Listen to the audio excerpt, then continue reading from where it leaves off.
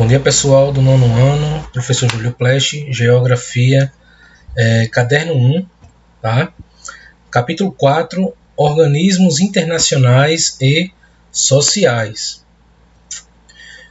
O nosso índice nós temos para a aula de hoje, tá?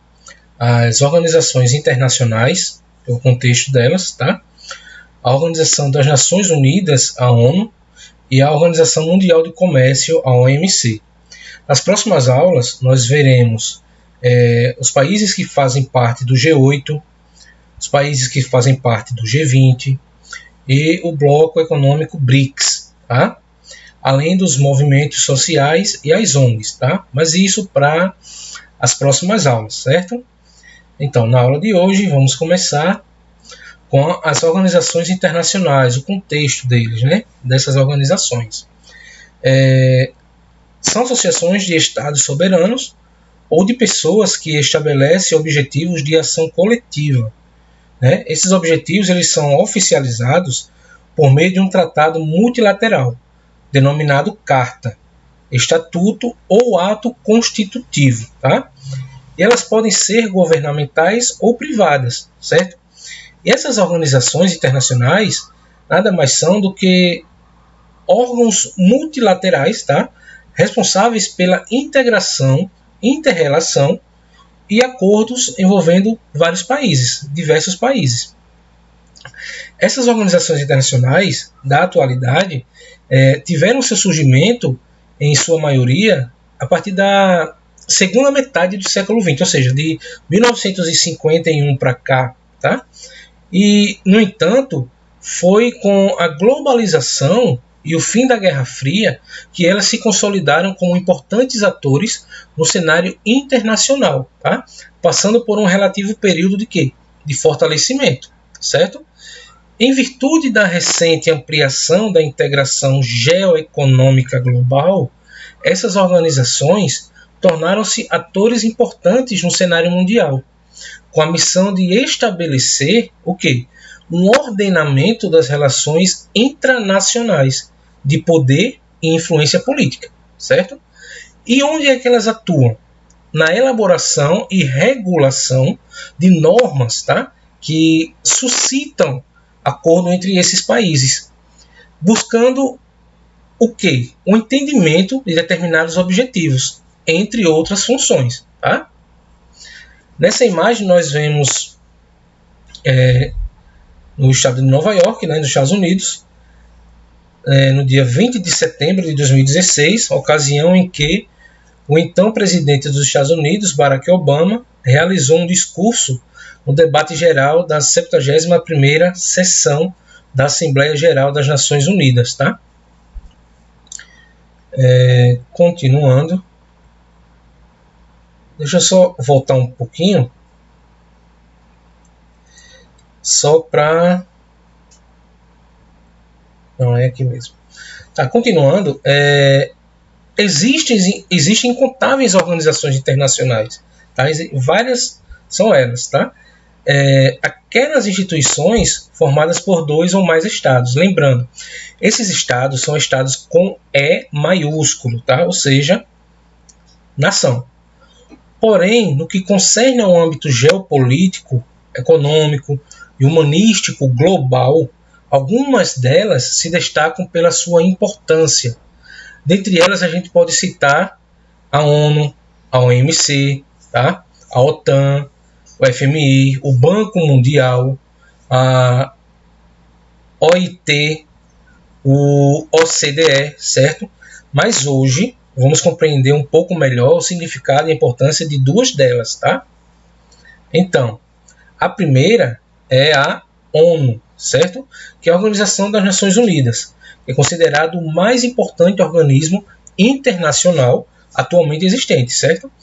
É importante por reunir praticamente todas as nações do mundo.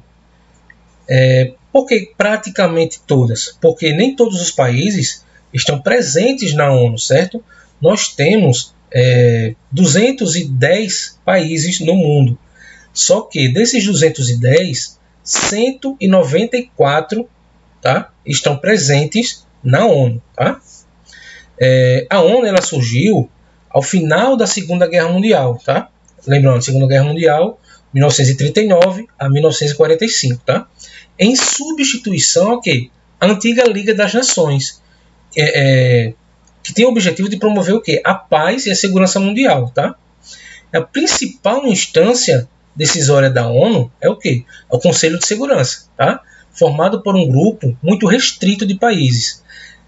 Na verdade, esses países eles são os antigos vencedores da Segunda Guerra Mundial.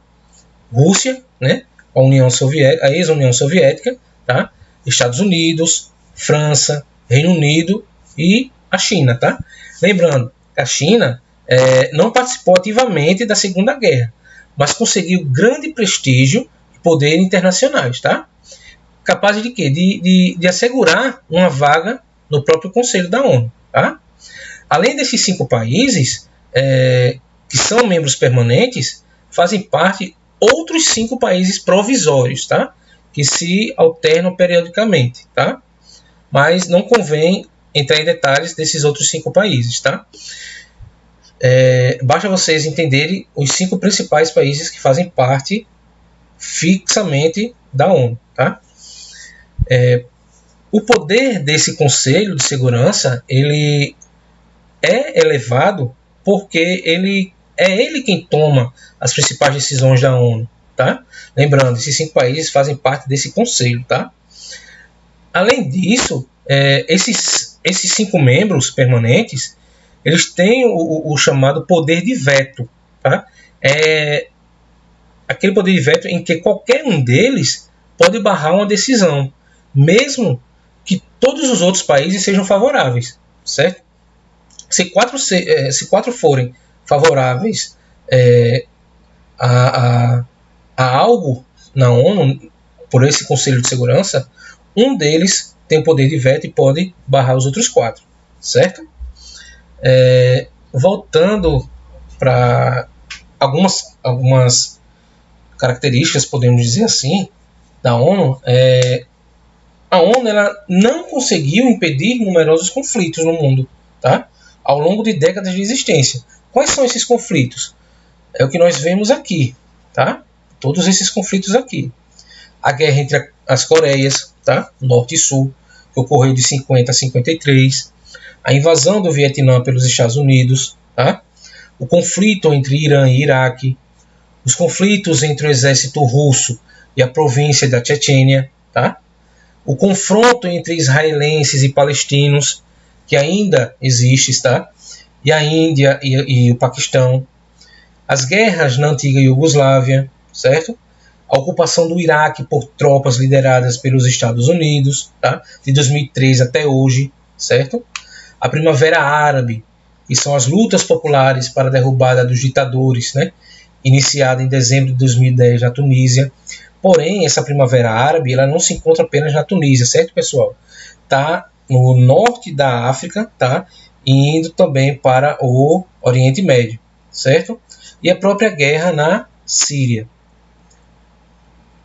Falando agora um pouco da OMC, tá? Que é a Organização Mundial do Comércio, que ele é um organismo internacional responsável por legislar e acompanhar as transações econômicas e comerciais, tá? Realizadas entre diferentes países. E qual o principal objetivo da OMC? É promover a liberalização mundial do comércio, tá? Visando combater o quê? O chamado protecionismo alfandegário, em que uma nação impõe elevadas tarifas para produtos estrangeiros, a fim de quê? De favorecer a indústria local, certo? Quando algum país tem algum tipo de problema com outro, tá? Ele geralmente recorre a quem? A OMC, como instância máxima para avaliar e julgar aquela questão, tá? Lembrando, quando envolve comércio, tá? E a OMC ele é um organismo responsável por fiscalizar e incentivar a liberalização do comércio em âmbito global, tá? E qual a função dela? Coordenar e administrar acordos de comércio entre as nações. Olha só, a ONU ela tem 194 países. Já a OMC tem 164, tá? É integrada por 164 países, tá? A OMC monitora políticas comerciais e soluciona possíveis disputas entre os mesmos, tá? A organização, ela age como um tribunal internacional do comércio, tendo o poder de impor penalidades tarifárias aos países considerados infratores, tá? Na imagem a gente vê a Organização Mundial do Comércio em Genebra, na Suíça. Desde julho de 2016, com a entrada do Afeganistão, a OMC conta com 164 membros. Tá? Ainda sobre a OMC, é o protecionismo, que a gente já viu, e o livre comércio. E nos últimos anos, os países ricos perceberam que a nação de fato beneficiada pela abertura econômica foi a China. Tá?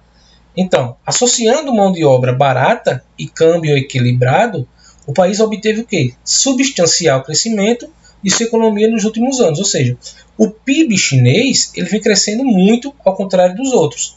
Vai chegar um momento em que quem irá comandar o planeta Terra economicamente será a China e não mais os Estados Unidos, certo? E não está muito longe não, está próximo, tá? Em meados de 2025, 2030, a China vai ultrapassar os Estados Unidos, se continuar do jeito que está, tá? Como resultado, não só a China, como também outras nações de renda média tornaram-se o quê? Fortes concorrentes dos países ricos, tá? Na produção de manufaturados. Certo, pessoal? Espero que tenham entendido um pouco mais, né? E lembrando, tem atividade na plataforma, tá? A partir das 10 horas da agora. Então, espero que vocês tenham gostado da aula, né? Estudem, certo?